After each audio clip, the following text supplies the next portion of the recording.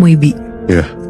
Kali ini gue pengen cerita tentang perempuan yang ngelanggar pamali di pesantren yang mengakibatkan banyak kejadian horor yang nimpa dia. Aduh. Kita sebut aja perempuan ini namanya Aya ya.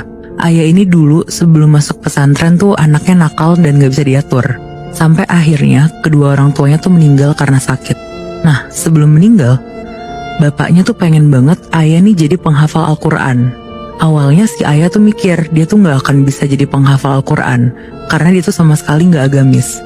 Bahkan dia tuh sering ninggalin sholat, terus juga ngerokok, bahkan sampai minum-minum juga. Tapi setelah dapet dukungan penuh dan diyakinin sama om dan tantenya, akhirnya Aya nih semangat dan yakin untuk masuk ke pesantren. Terus dia juga pengen jadi penghafal Al-Quran karena si Aya tuh ngerasa kalau cuma itu tuh yang bisa dia kasih ke orang tuanya. Ya. Aya nih punya teman namanya Uci. Mereka ini beda kamar dan komplek.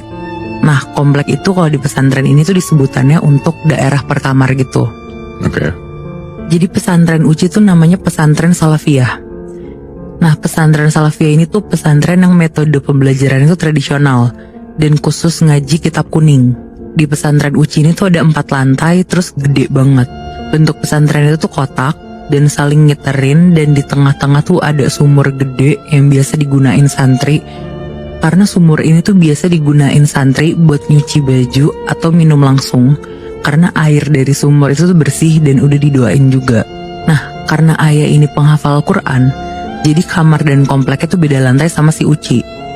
Karena semua santri penghafal Al-Quran ada di lantai 4. Alasannya tuh karena santri yang penghafal Al-Quran itu tuh kompleknya paling deket sama rumah kiainya.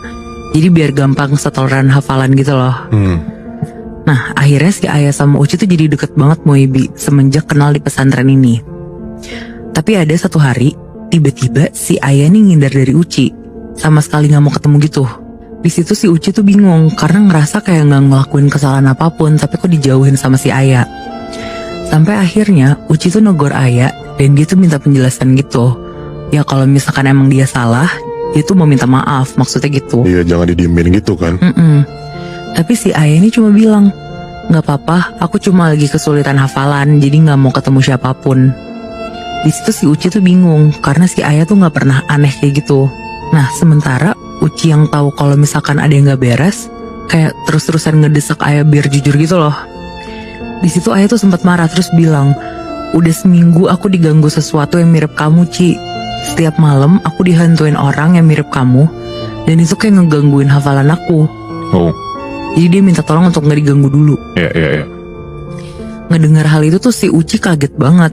Karena sebelumnya Uci sama Aya tuh sama sekali gak pernah dapet gangguan apapun loh di pesantren. Iya. Bahkan mereka juga gak pernah ngomong apapun tentang makhluk halus gitu lah. Sampai akhirnya si Uci tuh gak berhubungan lagi sama Aya sekitar 3 mingguan. Karena si Aya bener-bener terus-terusan ngindar. Dan akhirnya suatu hari si Aya tuh udah bener-bener gak kuat dan ceritain nih semuanya ke si Uci.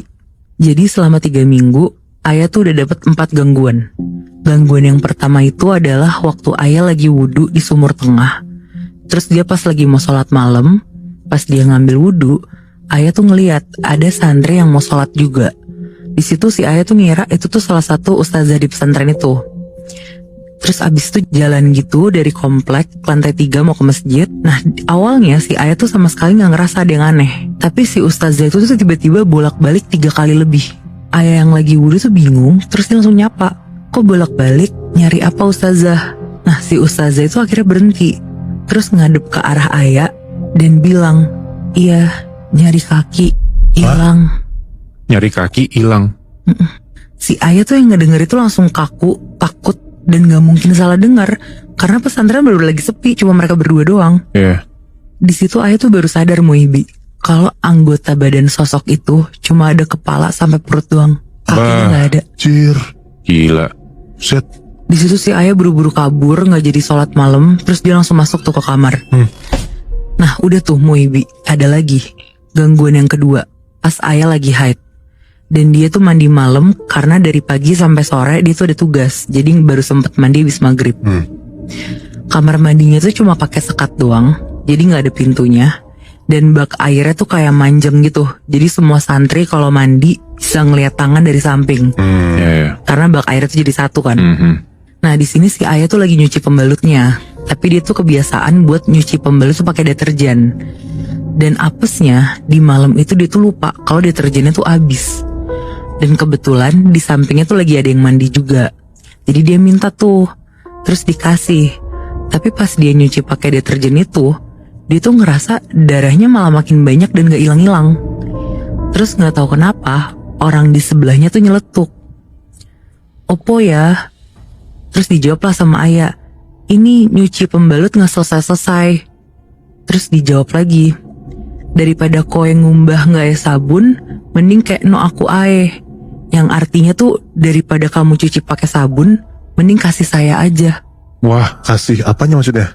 Pembalut yang ada darahnya banyak itu, Muy. Buat apa anjir kasih ya? Itu dia. Terus suaranya tuh kan tadi normal kan, kayak santri biasanya.